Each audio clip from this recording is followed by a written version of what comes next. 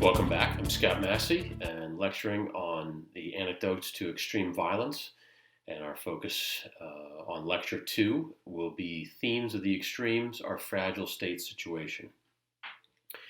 What I'm going to do in this lecture really is look at these 5 different countries and what was the status of them at this particular time in their evolution. Really, this is important because it sets the foundation to understand all the dynamics that go into how insurgency finds its entry points, and really, more importantly, I think, how a nation or a country or organization is able to thwart an extremist movement within it. As we'll discuss today, every opportunity for an extremely violent situation to come out of any of these places was imminent. And I'll actually throw in the 6th country, which would be Nigeria, just due to my constant exposure there and what I'm currently working in. But what we want to look at here is, okay, what was the time? What were the bigger picture that was going on? And what was the status of the individual countries at this moment in their time? So right now, we're looking at Rwanda, Botswana, Singapore, Peru, and Oman. These were all within a similar time vein, really under similar circumstances. You have the Cold War as a backdrop to all of this. The Cold War is ongoing for the majority of these, specifically Botswana, Singapore, Peru, and Oman. The Cold War does play a role in that. Rwanda is the outlier. Rwanda happens post the fall of the USSR and the Berlin Wall coming down, but they still have inherited a legacy. Additionally, another backdrop to most of this is you have, at least in 4 of the 5, Rwanda, Botswana, Singapore, and Oman, you have a colonial influence and what they're doing post-colonialism that's certainly playing a backdrop. So in each of these cases, 4 out of the 5 have Cold War and or colonialism playing a major role. Specific to these countries, you definitely have now unique individual identities with each. Not each post-colonial situation is the same, as we will clearly differentiate here. I would take the case of Rwanda, very, very different in the sense that they experience a genocide that's directly related to post-colonial, well, really colonial antagonism built up by the Belgian colonial model. Similar in Congo. They had a very, very controlling and really punitive structure, and they would divide local populations against one another. In the Rwanda setting, you had a Tutsi group was favored. There was no legacy of rivalry between the Hutu and the Tutsi, but you do see the Belgians favoring the Tutsis tremendously for so long, enough to create a rivalry that didn't exist prior. So post-colonial era, the Tutsis, who were running the colonial establishment locally, for whatever that's worth, were the minority and then were voted out through electoral means by the Hutu. And when the Hutu took control, there was kind of a Tutsi, what's called a diaspora, meaning they left. There's Jewish diaspora. There's a number of other diasporas. They leave their home country and they go into the world. There's a Tutsi diaspora, and there's violence that follows this all around. They're kind of an attacked group. Then they, of course, respond and lead some militia and start coming back in. There's some settling with this gentleman, and his name is very difficult to pronounce, so you'll bear with me. But it's Habyarimana, and he becomes the Hutu leader and basically stabilizes the factions between Hutu and Tutsi within Rwanda. He can't control what's going on in Burundi and the surrounding areas, other countries, but he is able to stabilize things. Everything is very, very much a powder keg, but he is providing some sense of order in the midst of this chaos until his plane is shot down. That is in April of 1994, and there is a massive response to that. The Hutus, seeing their president slain, shot down on an airplane. Many blame the current leader, Kagame, and his Tutsi band for just that. So that explodes into the genocide, and you can imagine post-genocide what that means. I mean, the global order comes in, and the Hutus who are in power are definitely delegitimized.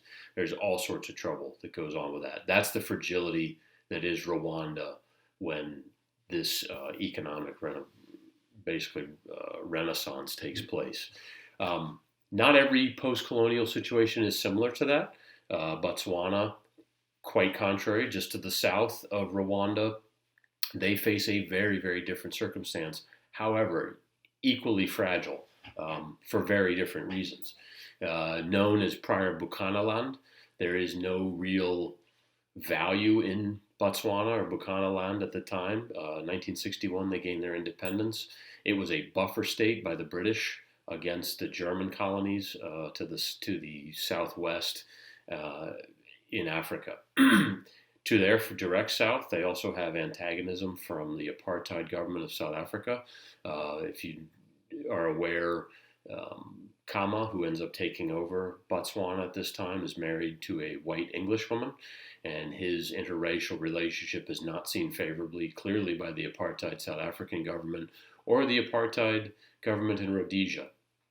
So he is inheriting a very unproductive country with no real inkling for anything valuable, and he is coming in very controversially with an interracial marriage, and there's a whole host of other things that certainly prove what says this is going to be a disaster forthcoming. There is no strength to the state. There's very few educated Botswanans at the time, and it's a very, very challenging circumstance. There's another post-colonial legacy. So we can counter Rwanda and Botswana, both very fragile, both for very, very different reasons, but both heavily tied towards what's coming from the post-colonial era. Then we start looking at more. Singapore takes more of a similar vein to Botswana. Very few internal resources. They do have an indigenous Chinese population that's antagonistic to the other group of people that share the island with Singapore at the time, the Malay, and there's a lot of rivalry there. Very little speaks to Singapore having any opportunity of its own. And there's just a very difficult transition from the Malay government. Actually, the leader, Lee Kuan Yew, is brought in to settle things with the Malay and Chinese populations, and he basically fails at that, and his failure is really what becomes his opportunity, but it's not perceived of that at that time. So you have here Singapore, not much to offer about it. Botswana, not much to offer about it. Rwanda in a total place of just complete collapse, genocide, murder. I mean, it is ugly. There were, so you see very, very different reasons, but the fragility is there for each one of them. Nothing says that it is definitely going to come out well for any of these groups. I'm going to jump over to Oman to fit still with the post-colonial narrative, and Oman comes out of British colonialism again, positioned in a very different space. Not known for having any real resources on their own. They had actually an antagonistic government that pushed away education. They defeated a lot of things. There's no economic vibrancy to the country. There's no infrastructure to the country.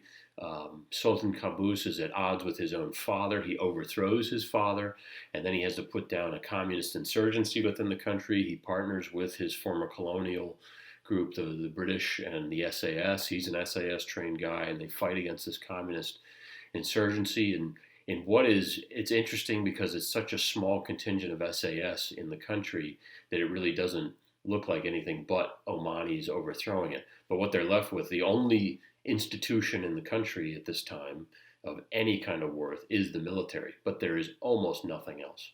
So you've got this country that sits on the tip of the Arabian Peninsula, not known for oil, not even known as a great port area. They don't have anything developed infrastructure-wise. Their education side is very, very weak, and there's no strong institutions. What could go wrong, right? So here's a state of great fragility as well as it's coming out. Lastly, we want to talk about Peru. Peru, not a colonial legacy that they really inherit. What they have inherited is a Cold War legacy. And all of these others did have some Cold War play, as I said, except for Rwanda. But the Cold War plays in who do they align with and how do they structure themselves. Interesting to note, most of them pushed away from the communist side of the equation here, and they pushed towards the West and the free market side. Oman does something similar. Peru doesn't have their government is trying to be pro-Western, but the internals are very, very much pro the Soviet Union and the communist approach. You've got the Shining Path. They become a very, very violent extremist movement known locally as the Sendero Luminoso. They are as extremist, a Maoist group as they come, and they're extremely, extremely violent. They align and they basically decimate the rural areas and align most of these folks against the government. The government has a hard time projecting power beyond the capital, and they use military approach after military approach. They've got people training up at the School of the Americas, the United States, in counterinsurgency. They're trying to take successful things out of Vietnam and deploy them there. One thing after another produces one failure after another, and the state is in just a total order of chaos. The government feels threatened and weak. The population sees them as threatened and weak, and there really isn't anything that says that Peru is going to have any kind of hope. And in the middle of this Cold War, they're just going to fall into the hands of, like we've seen with one after another. We saw Cuba, we saw Nicaragua, and some of these other countries are falling into the sway of the communist insurgency. And the Shining Path, as brutal, violent as they are clearly starting to take domination. But what we see, and then I'll add the sixth one being Nigeria, the nature of the fragile state. They've lost legitimacy with the population, and the population sees them as unable to project the services that the social contract would merit. And there's no real long-term future where the people see that this is going to come out well. Even if they do trust that the central government had at one time the ability to do things, they don't foresee it being legitimate going forward. And so you're going to be left with this fragile state situation. Upon this ground of fragility, do the extremists find their greatest opportunity? And that's going to go ahead and conclude lecture number 2, and we'll move to lecture number 3. Thank you very much.